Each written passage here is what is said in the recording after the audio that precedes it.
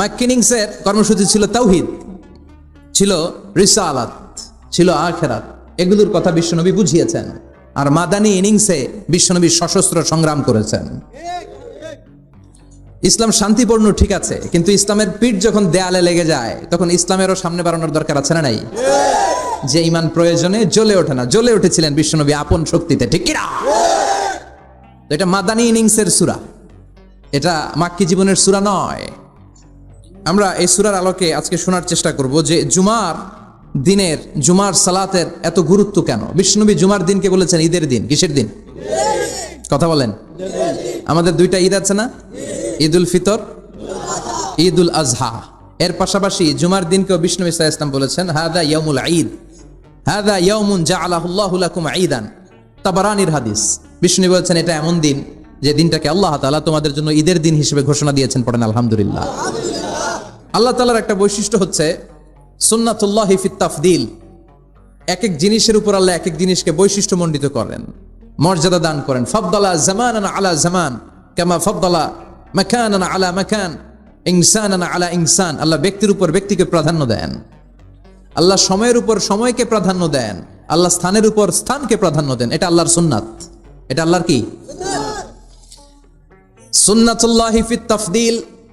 ফাদ্দালা জামানান আলা জামান কামা ফাদ্দালা মাকানান আলা মাকান, ইনসানান আলা ইনসান। পৃথিবীর সব মানুষগুলো একরকম নয়, এক মর্যাদার নয়। আবার লক্ষাধিক নবী আল্লাহ দুনিয়ায় পাঠিয়েছেন, সব নবীর মর্যাদাগুলো কি সমান নাকি?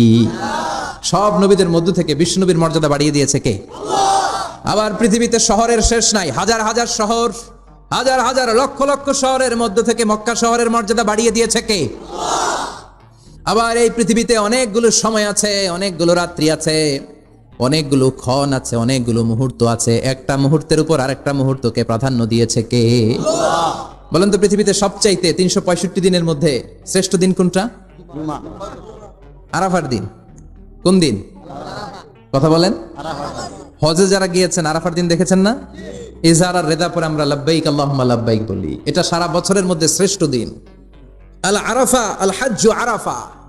আরাফাটাই হজ। কেউ যদি আরাফার দিনে থাকতে পারে তার হজ হয়ে গেছে। আলহামদুলিল্লাহ কোন? আলহামদুলিল্লাহ। আর হজের সব করেছে, আরাফা করে নাই, হজ হবে না। কথা বলেন, হজ হবে না।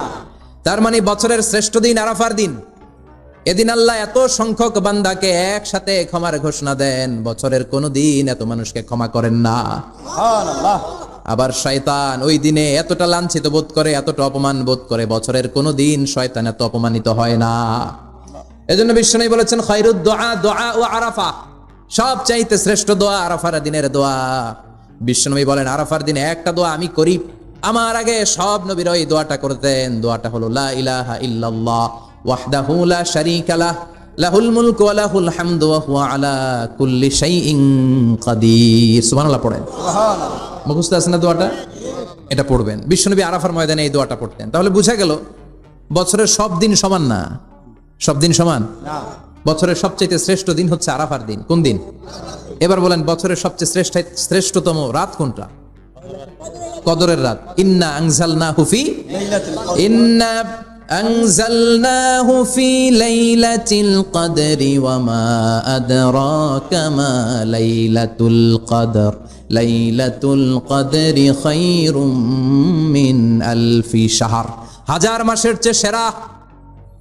ওই রাতে ইবাদত করলে, হাজার মাস যাবত ইবাদত করলে যেই সওয়াব, ওই পরিমাণ সওয়াব আমলনামায় তুলে দিবে কে? আল্লাহ। শ্রেষ্ঠ রাত কদরের রাত। এবার বলেন বছরের সবচাইতে শ্রেষ্ঠতম মাস কোনটা? রমজান মাস।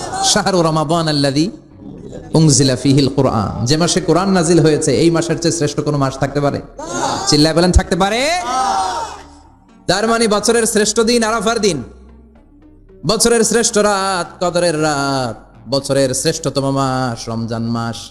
এবার বলেন সপ্তাহের মধ্যে শ্রেষ্ঠতম দিন কোনটা? বিশ্বনবী বললেন সাইয়্যিদুল আইয়াম, leader of the all days in the week. সপ্তাহের যতগুলো দিন আছে 7টা দিনের সর্দার হচ্ছে ইয়াউমুল জুমা, জুমার দিন। চিল্লায় পড়েন আল্লাহু আকবার। তার মানে বছরের শ্রেষ্ঠ দিন আরাফার দিন, বছরের শ্রেষ্ঠ রাত কদরের রাত, শ্রেষ্ঠ মাস রমজান মাস, আর 7 দিনের মধ্যে শ্রেষ্ঠতম দিন হচ্ছে জুমার দিন। কোন